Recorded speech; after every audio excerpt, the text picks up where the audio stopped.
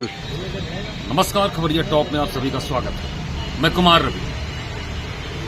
महाकुंभ में हुई भगदड़, एक दिन बीत गए। मौनी अमावस्या का वो महास्नान का पर्व भी बीत गया। जो भी उसमें आकस्मिक मौतें हुई लोगों की, उसकी गिनती, उसके आंकड़े, जांच कमेटी, आज वहां पर सीएम के निर्देश पर चीफ सेक्रेटरी और यूपी पुलिस के मुखिया डीजीपी प्रशांत कुमार मौके पर पहुंचे हैं कुंभ क्षेत्र में और वहां पर निरीक्षण कर रहे हैं। इसके पहले एक दिन पहले ही वहां पर सीनियर आईएएस आशीष गोयल और भानुचंद्र गोस्वामी की जोड़ी को वहां पर भेजा गया है। जो इसके पहले अर्ध कुंभ में प्रयागराज में जो आयोजित हुआ था उसको उन लोगों ने कराया था। सवाल कई है कि महाकुंभ में ऐसी भगदड़ क्यों मची। तमाम शासन प्रशासन की व्यवस्था के बावजूद महाकुंभ नगर एक अलग जनपद बसाया गया। 13-14 किलोमीटर के एरिया में तमाम तरीके की चीजें आ रही हैं। कहीं प्रशासन फेल हुआ, कहीं चीजें फेल हुई, कहीं पुल, जो पांटून पुल जो बने हुए थे, पीपे के पुल, उनका रास्ता रोक दिया गया। तमाम तीखे बयान भी आ रहे हैं। अखिलेश यादव कह रहे हैं कि सेना के हवाले कर देना चाहिए वहां की सुरक्षा व्यवस्था को। वहीं पर राहुल बाबा भी लगातार पलटवार कर रहे हैं कि वीवीआईपी प्रोटोकॉल से सारी व्यवस्था वहां पर गड़बड़ हुई। और जबकि योगी सरकार के प्रमुख मंत्री सहयोगी दल के मुखिया हैं डॉक्टर संजय निषाद, जो अक्सर अपने अलग तरीके के बयानों के लिए जाने जाते हैं, जब उनका यह कहना हुआ कि ऐसे बड़े स्नान, ऐसे पर्व पर जो ऐसी छोटी मोटी बातें, घटनाएं होती रहती हैं, हालांकि एक दिन बाद ही वह डाउनफॉल होते हुए नजर आए।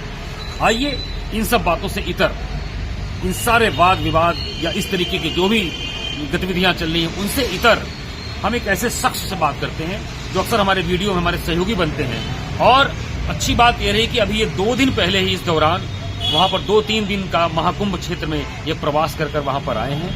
वहां पर संत अखाड़ों से मिले जुले हैं और वहां की हकीकत, जो एक ट्रू लाइन बेस्ड स्टोरी है, हम आपसे उन्हीं से बात कराते हैं। हमारे साथ हैं, यहाँ पर इधर आए, ये हमारे साथ सहयोगी, हमारे साथ कर्मवीर हैं। और कर्मवीर, आप बताइए कि आप कब मेला महाकुंभ क्षेत्र में आप रहे, क्या करने गए थे, और ये महाकुंभ भगदड़ को लेकर जो स्थिति आप देख रहे हैं, जो भी वीडियोस चल रहे हैं, उससे अलग टू दी पॉइंट अगर हमारे दर्शकों और व्यूवर्स को आप बताना चाहें। देखिए रवि जी, ऐसा है कि जो लखनऊ क्षेत्र के या इस एरिया के लोग जा रहे हैं उनको फाफा मऊ के लिए ही उतार दिया जा रहा है। वहाँ अस्थायी बस स्टैंड बनाया गया है। अच्छा, वहाँ से तो यूपी रोडवेज ने शटल बस सेवा की जो है, शटल की तो है, लेकिन शटल हमेशा नहीं चल रही है। जब कभी कभी चलती है, कभी कभी नहीं चलती है। और शटल जो जा भी रही है वो सिविल लाइन तक जा रही है और 20 रुपया उसका किराया ले। ये तो निःशुल्क था, प्रधानमंत्री ने कहा। मजेदार बात यह है कि जैसे आप अगर यहाँ प्रयागराज जा रहे हैं तो यूपी रोडवेज को आप किराया पूरा प्रयागराज का दोगे। अच्छा, लेकिन फाफा मऊ में आपको उतार देंगे।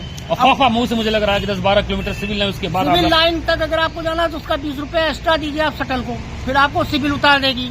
अब सिविल से आपको पैदल चलना है 8 से 10 किलोमीटर। और मजे बात यह है, जो ये दुर्घटना घटी दुर्भाग्यपूर्ण, इसका एक कारण ये था कि पूरे प्रयागराज के आसपास, मतलब प्रयागराज से 50 किलोमीटर पहले ही एक ही होल्डिंग आपको हर जगह दिखेगी।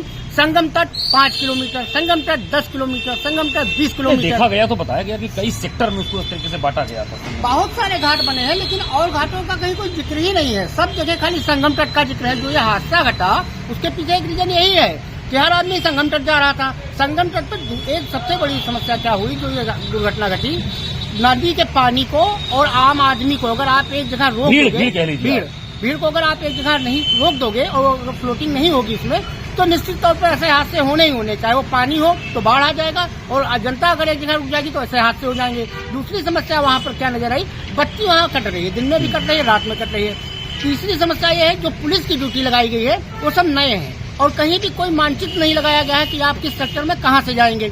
अब आप पुलिस तो फिर इसको क्यों डिजिटल महाकुंभ का नाम दिया गया? डिजिटल की तमाम आर्टिफिशियल इंटेलिजेंस के तौर पर वहाँ पर आप मैप देखिए, लोकेशन देखिए। आप बहुत अच्छा सवाल किए, डिजिटल है, लेकिन इतना रश है वहाँ, लाखों की आबादी है कि नेटवर्क ही नहीं काम कर रहा है। वहाँ मोबाइल टावर जैम उठते हैं, वहाँ लाखों की भीड़ एक साथ है, तो इतने टावर नहीं बनाए गए कुंभ को ध्यान में रखते हुए। दूसरा समस्या क्या है, जो वहाँ पुलिस की ड्यूटी लगाई गई है वो सब नए हैं। आप किसी से भी पुलिस वाले से कोई सेक्टर के बारे में जानकारी लीजिए तो सीधे कहता है भैया मेरी आज सुबह ही ड्यूटी लगी है, मुझे नहीं जानकारी है। ये एक बड़ी समस्या है।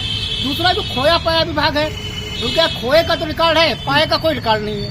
उनसे पूछे, लोग कहते हैं भैया खोए का लॉन का तो हमें पता है, लेकिन जो अपने सगे संबंधियों को अच्छा, जो वहाँ पर मेडिकल कैंप लगाए गए हैं उनकी क्या बड़ी हालात? खराब स्थिति है। हर सेक्टर में दिखाने के लिए एक मेडिकल कैंप बना है, लेकिन किसी में वार्ड बॉय खाली है, किसी में कोई डॉक्टर नहीं है, कहीं पर रुई नहीं है, कहीं हाँ नहीं, बहुत दवाई सारी नहीं। समस्याएं हैं। वो ड्यूटी लगवा ली, उसके बाद कहाँ गायब हो गए भगवान जाने, कहाँ पुण्य कमा रहे हैं।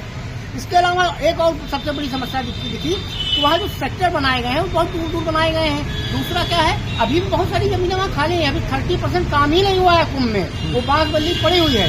स्थिति है, साफ सफाई की व्यवस्था है कि लोग जहाँ पा रहे हैं वहीं शौचालय कर दे रहे हैं। रैन बसेरा कहने के लिए तो जनाश्रय केंद्र बनाया, लेकिन स्थिति ये है वहाँ लोग सड़क पर सो रहे हैं। जो ये भगदड़ में मौतें हुई वो सो रहे लोगों की हुई है, क्योंकि उनको जगह ही नहीं है, जनाश्रय केंद्र ही नहीं मिल रहे हैं। 1.5 लाख टेंट बनाए गए, जिसमें से 50,000 टेंट सरकार ने रिजर्व कर रखे हैं। अगर वो टेंट इन लोगों को दे दिए गए होते तो इतना बड़ा हादसा नहीं होता। और पूरा मुख्यमंत्री जी हमारे गए वहाँ कैबिनेट की मीटिंग की, क्या जरूरत थी भाई वहाँ कैबिनेट मीटिंग करने की।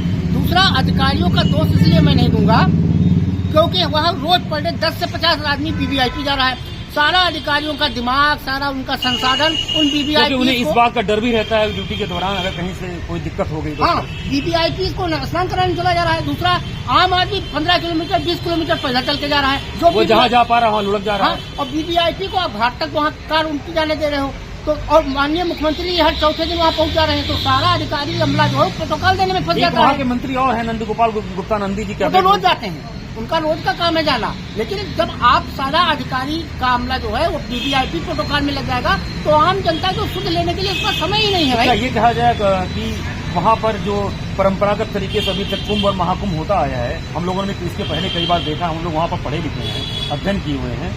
तो पहले कल्पवासियों का जो कुटिया कही जाती थी या उनकी झोपड़ी या उनके टेंट कहे जाते थे, अब उनके स्थान पर जो है कॉटेज ने महंगे। हाँ, 1 लाख 1.5 लाख की कॉटेज। देखिए, महाकुंभ जो होता था आज से नहीं सदियों से हो रहा है। केवल आस्था इसको क्यों पर्यटन से मुझे लग रहा है। हम बता रहे हैं आपको कि पंडों का होता था महाकुंभ में, जो भी गवर्न बॉडी होती है पंडे करते थे, सारी व्यवस्था वो करते थे। अब सरकार ने उसको हाईटेक कर लिया है, सब कुछ प्रशासन का हो गया। अब 10,000 करोड़ 11,000 करोड़ आप बता रहे हो। अभी उस दिन सुपाल जी बता रहे थे 600-700 करोड़ में 2013 का कुंभ हो गया था। 10,000 करोड़ आपको किसने कहा था? आप न्योता बांट रहे हो, कुंभ का कोई न्योता बांटता था?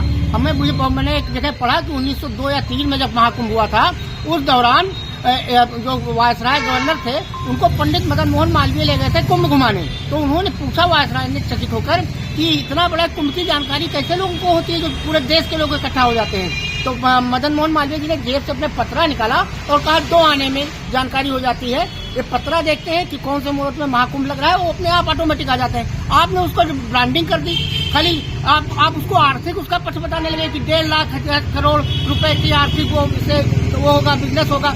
आप कुंभ को पुण्य के लिए कर रहे हैं कि बिजनेस के लिए कर रहे हैं? स्थिति है 92 लाख की चौड़ी की दुकान का ठेका उठा है। मुझे बहुत सारे दुकानदार वहाँ मिले, बेचारे रो रहे हैं, उनकी बिक्री नहीं हो रही है। 50,000 40,000 में उन्होंने लिया है। क्या ये माना जाए कि जो महाकुंभ नगर अलग से जनपद बसाया गया और तमाम जो प्रशासनिक अधिकारियों का अमला रहा तरीके से, वहाँ पर जो व्यवस्थाएं रही किस तरीके से ढुलमुल दिखी हुआ? अब आप खुद ही देख लीजिए कि वहाँ कप्तान है राजेश द्विवेदी जी, वो कल सुबह तक 10 बजे तक झूठ बोल रहे थे। वो कह रहे थे कि नहीं कोई बहुत बड़ा हादसा नहीं हुआ, ऐसे थोड़ा बहुत हुआ है। मुझे एक बात महसूस हो रही है, तो हम लोग प्रयागराज वहाँ पर रहे हैं, इलाहाबाद विश्वविद्यालय के हम लोग छात्र हैं, मुझे लग रहा है कि इतना बड़ा अगर कोई आयोजन होता किस तरीके से, और ये करीब सनातन समय से पुरातन समय से होता हुआ आ रहा है। प्रशासन, मुझे लग रहा है पुलिस और प्रशासन वहाँ दोनों पर जो भी था, अगर ये वहाँ के स्थानीय लोगों को, नागरिक कमेटियों को अपने साथ जोड़ते तो मुझे लग रहा है, और जिस तरीके से जो स्वयंसेवी लोग काम करते हैं उनको अपने साथ जोड़ते अगर, तो मुझे लग रहा है कि ये दिक्कतें शायद ना होती। नहीं, कुछ जुड़े हुए हैं, बहुत सारी संस्थाएं काम कर रही हैं वहाँ पे। लेकिन सबसे बड़ी ताज्जुब की बात है, इससे पहले इतना बड़ा हादसा सन 1954 में हुआ था जब 800 लोग मरे थे। इतना बड़ा हादसा अभी तक नहीं हुआ था।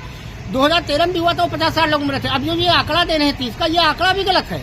और 2 जगह हादसा हुआ, झूसी वाला तो कहीं दिखाई नहीं गया। शाम से पता चला। हाँ, पूरा मामला दबा दिया गया झूसी में। झूसी में ज्यादा लोग मरे, उनका कहीं कोई जिक्र ही नहीं है कि झूसी में लोग मरे। ये आंकड़े प्रशासन जानबूझ के दबा रहा था, और उसमें कहीं ना कहीं मेन स्ट्रीम मीडिया भी जिम्मेदार है, उसने भी इन आंकड़ों को दबाया। और ये भी देखने में आया कि इस बार जो महाकुंभ जो सनातन और परंपरा और नदियों के संगम के लिए, त्रिवेणी नगरी के लिए, कल्पवासी के लिए जाना जाता रहा, इस बार IITN बाबा, हाइड्रोसील बाबा और तमाम जो ये कुंभ सिर्फ 4 चीजों का हासिल है। पहला IITN बाबा, एक वो मोनालिसा माला वाली, एक स्टीव जॉब्स की पत्नी जो कैलासा नंदी के आई थी, और एक आपका वो क्या कहते हैं छाबड़िया। इसके अलावा कोई कुछ नहीं है। और एक अमित शाह की डुबकी जो संत लोग उन्हें नहला रहे थे। यूट्यूबरों ने यही 5 चीजें कुल मिला के कुंभ में दिखाई। कुंभ के बारे में तो कोई वहाँ प्रदर्शनी लगी उत्तर प्रदेश सरकार की कुंभ के बारे में, लेकिन कुंभ के बारे में कि कुंभ होता क्यों है उसके बारे में कोई जानकारी नहीं है। अच्छा वट है, वहाँ पर किला है। आपको हम बताएं 1954 में जो पहला कुंभ हुआ था आजादी बाद, डॉक्टर राजेंद्र प्रसाद हमारे राष्ट्रपति हुआ करते थे, उन्होंने 1 महीना कल्पवास किया था वहाँ पर। अक्षय वट के पास उनकी कुटिया बनी, जो कुटिया तक हटा दी गई। इसके बारे में किसी को जानकारी ही नहीं कि हमारा प्रथम राष्ट्रपति जो था 1 महीना वहाँ कल्पवास करके गया था, उसके बारे में नहीं जानकारी है। आप वीवीआईपी कल्चर लेके घूम लो, रोज जा रहे हैं, आज राजनाथ सिंह जा रहे हैं, आज अमित शाह जी जा रहे हैं, फलाने जा रहे हैं, धमाके जा रहे हैं, हेमा मालिनी जा रहे हैं, बाबा रामदेव को डुबकी लगवा रहे हैं। आपने वो कुंभ का मजाक बना दिया है, वो उसको वीवीआईपी कल्चर बना दिया, आम आदमी चल के मरा जा रहा है। जी बहुत बड़ी बात, धन्यवाद। बहुत बड़ी बात उन्होंने की कि आम आदमी का जो कुंभ था वो क्यों खास बना दिया गया। और ऐसे में तमाम सेलिब्रिटी, तमाम पॉलिटिशियंस, तमाम ऐसे जो जिनकी जिम्मेदारियां बनती थी, और खास तौर पर मेन स्ट्रीम के मीडिया के लोग भी, जो कुछ चुनिंदा, हम किसी को खास तौर पर टारगेट नहीं कर रहे हैं, बता रहे हैं कि जो जिस तरीके से वहां पर 4-5 बिंदुओं पर जो वहां की सांस्कृतिक सभ्यता थी, जो कहते हैं जो सांस्कृतिक विरासत थी उस कुंभ नगरी की, उस प्रयागराज क्षेत्र की, जो जैसा बताया कि प्रथम राष्ट्रपति वहां पर खुद कल्पवास किए थे, शायद वहां के जो स्थानीय जो कैबिनेट मंत्री है वह भी इस तरीके का अगर इस तरीके से कुछ करते, लोगों को जोड़ते। लेकिन केवल और केवल जो बात सामने आ रही है खुल करके कि वीआईपी कल्चर, वीवीआईपी प्रोटोकॉल के चक्कर में सारा प्रशासन, पुलिस प्रशासन लगा रहा और उसका ध्यान कहीं न कहीं भटका। और ऐसे में जो पांटून पुल जो बंद कर दिए गए, जैसा करमबीर ने एक बहुत अच्छी बात कही कि बहते हुए पानी को और चलती हुई भीड़ को अगर आप कहीं रोकते हैं तो वह इकट्ठा होती है और उसमें से ज्वालामुखी निकलना तय है। वह एक स्टैम्पेड या भगदड़ की स्थिति में होती है और फिर उसका खामियाजा जान माल की हानि के तौर पर देखा जाता है। फिलहाल फिर दोबारा खबरिया टॉप की टीम की तरफ से उन असमय काल के गाल में समाने वाले उन सभी नागरिकों को, देश प्रदेश के नागरिकों को बहुत बहुत श्रद्धांजलि। आप स्वस्थ रहिए, सुरक्षित रहिए, कहीं भी निकलिए सोच समझ कर निकलिए। बने रहिए खबरिया टॉप के साथ। मैं कुमार रवि, कैमरा पर्सन ईशान के साथ।